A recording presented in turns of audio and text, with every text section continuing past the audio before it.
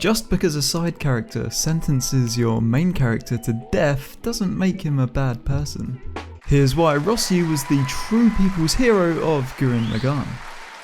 Because Rossiu is the hero the city deserves, but not the one it needs right now. Do it! As far as leaders go, Simon is absolute weak sauce. He's easily rattled, emotional, unable to plan proactively, and all types of sucky considering the stakes and lives on the line for what feels like a perpetually impending apocalypse. Simon is not cut from the right cloth, but Rossiu is cloth incarnate. Here's my case on why it's impossible to hate Rossiu and how he made all the right decisions every time. No counter argument possible, ever. Shut up, fuck you. Utilitarian from birth. Enter Rossiu, episode 5, nurtured in a quaint village enforcing a 50 population maximum. That one child policy kind of vibe. Whoops, I had triplets. We quickly get a feel for the core foundations that were pounded into Rossiu as we trudge through his dismal world.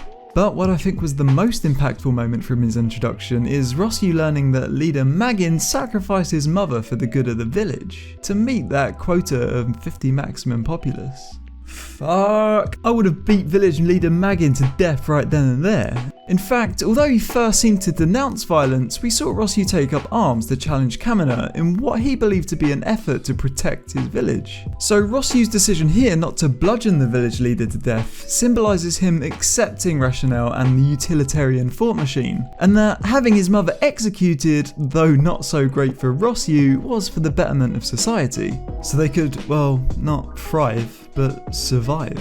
Even Rossiu offering to leave with Gimme and Dari is a calculated gain for the village. One less mouth to feed, and he is likely an unskilled and unmatured person that can't pull his weight as the other adults can when it comes to labour. Him leaving should be a net benefit for their society. The humble beginnings of a utilitarian hero.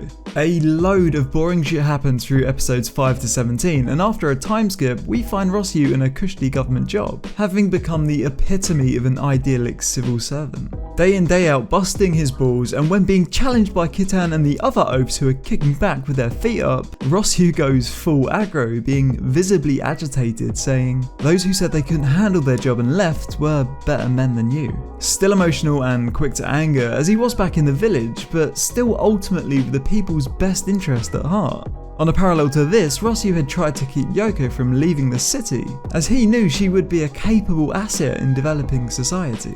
Meanwhile, conflicting ideologies to Rossiu's were emerging, and we find Vinrao protecting the humans that want to live underground, not too dissimilar to Rossiu's own past. And this isn't a personal attack on Vinrao or these people, but Rossiu insists that fucking everybody needs to follow the rules to maintain order in society. It's for the good of the people. If the people are underground, how are we going to do a census to prevent the apocalypse? How are we going to provide adequate healthcare and state service to families hidden underground in goddamn holes? It's impractical. Now, Rossiu had a lot on his plate at this time, and a side project he was working on was reviving Loginome's head as a newfangled biocomputer. Now, say the biocomputer idea was pitched to Simon with all its perks. Do you think it would have been approved? Heck no. He would have ruled the initiative out based on emotion and fear despite the wealth of knowledge and usefulness Loginome's provided in the long run. Rossiu, for the good of the many. However, it wasn't all rainbows and bubblegum, and the first instance of Rossiu questioning himself is when Simon takes to the battlefield to fight the anti-spiral forces attacking the city. Rossiu concerned first and foremost with Simon's safety, as losing the Supreme Commander would plunge society morale, but Simon being more concerned with loss of life. Arguably both perspectives with the people in mind, but perhaps Simon's reasoning edging out Rossiu's on this rare occasion. After the attacks, the sustained collateral damage to the city kinda peeved the inhabitants, somewhat fair as it was just about raining napalm. Never mind the Gundam battles overhead.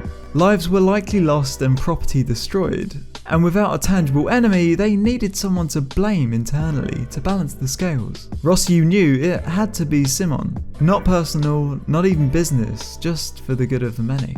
Lots more happens between the departure of Noah's Ark hidden under the city, but essentially Rossiu kept a level head and fought on the side of logic, always prioritising humanity's survival and saving as many lives as possible. And it's here where the story takes a turn for the hyper sci-fi fantasy, unfortunate for a decision maker so grounded in logic. Rossiu's inevitable downfall was simply a result of fighting on the side of logic, as many of us would have, then being blindsided by fantastical anomalies in the realms of madness that no 200 IQ galaxy brain could have predicted. He made the right moves, but still lost. He says to onboard as many evacuees as possible. He wants to save everyone, but because of capacity and time restraints, he can't. And when he's watching the people below he can't save during liftoff, he's visibly shaking. Simon sees the ship take off and smiles, congratulating Rossiu. Even Simon can think in a pragmatic utilitarian way, supporting Rossiu. So why can't the majority of the Gurren Lagann fanbase? Ultimately, the Arc Gurren plan fails with anti-spiral forces waiting for them in orbit, unbeknownst to Rossiu and outside the realms of possibility for him to know. He's just a guy doing his job. And to the detriment of Rossiu's pride, Simon, dripping in plot armor, turns the day around and saves humanity, for now. At this point, with Rossiu at his lowest, he decides to make the ultimate utilitarian sacrifice and blow his goddamn brains out. With the stylistic nature of the show, I would have expected him to go out in a blaze of glory in a mech fight, considering he was once the co-pilot of Gurren Lagann.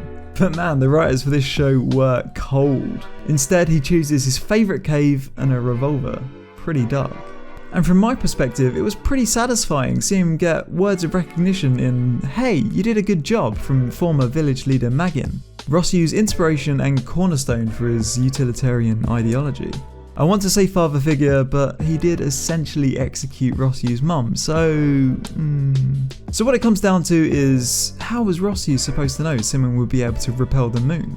Before then, he just materialised drills and fought robots. How was he supposed to know he would end up being able to teleport through space-time and deflect masses of energy, that of the Big Bang? Rossiu was just trying to save as many lives as possible. He fought on the side of logic and lost. That'll do it. This was Anime Fried Chicken. Thanks for watching. I make anime discussion videos throughout the week. I read all the comments and love anime discussion. Let me know what anime I should watch next. I'm looking for recommendations.